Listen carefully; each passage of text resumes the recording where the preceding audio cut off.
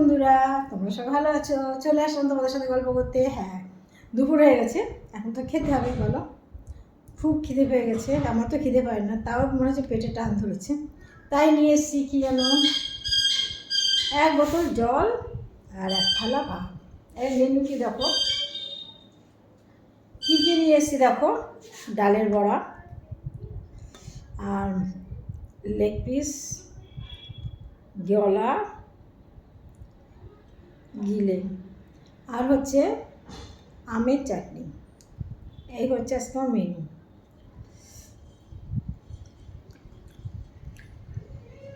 ডালে বড়াগুলো খাই।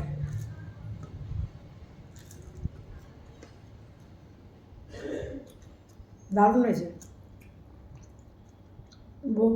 বহুদিন পরে ডালে বড়া খাচ্ছি।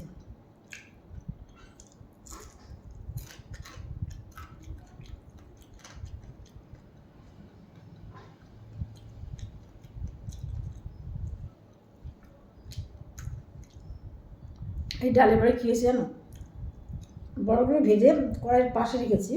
এই তুলতে গেছি যখন সব সেই তেলের ভিতরে পড়েছে, তখনই এই তেল টেনে নিয়েছে। দেখো দেখো, চাপ দিলে তেল, দেখতে হচ্ছে তো।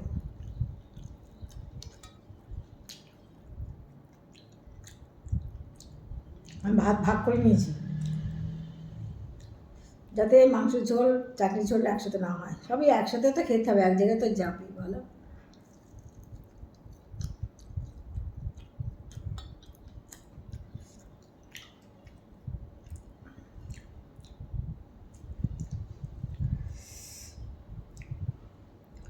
গোটা গরম মশলা, নোংরা ফেলা বাটিটা আনিনি।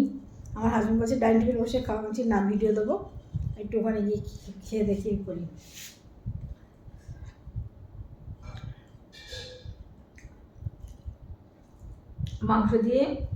মাংসের আলু দিয়ে ভালো খাইনি, তার জন্য মাংসের আলু খুঁজে পাচ্ছি না। আমার হাজব্যান্ড এত ভালোবাসে আমাকে, ওনার পাতে থেকে মাংস আলু দিয়ে গেলো গিলে।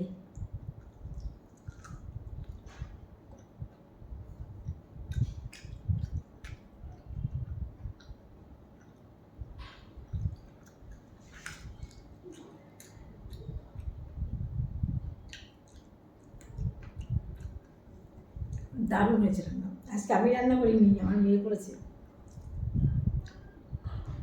প্রত্যেক শনিবার আমার মেয়ে করে। কি মজা বলো। আমি যখন বসে দেখি সারা সপ্তাহে কবে শনিবার আসবে, একদিন আমার মেয়ে রান্না করবে, আমি বসে বসে খাবো আর তোমাদের সাথে গল্প করবো।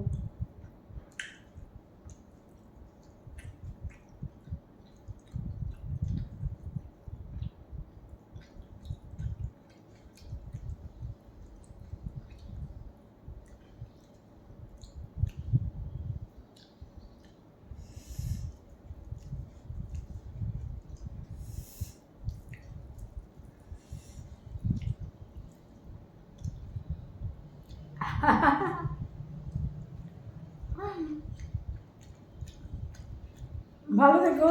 ভিডিওটাকে শেষ করলাম, আবার আসবো একটা ব্লগ নিয়ে। টাটা।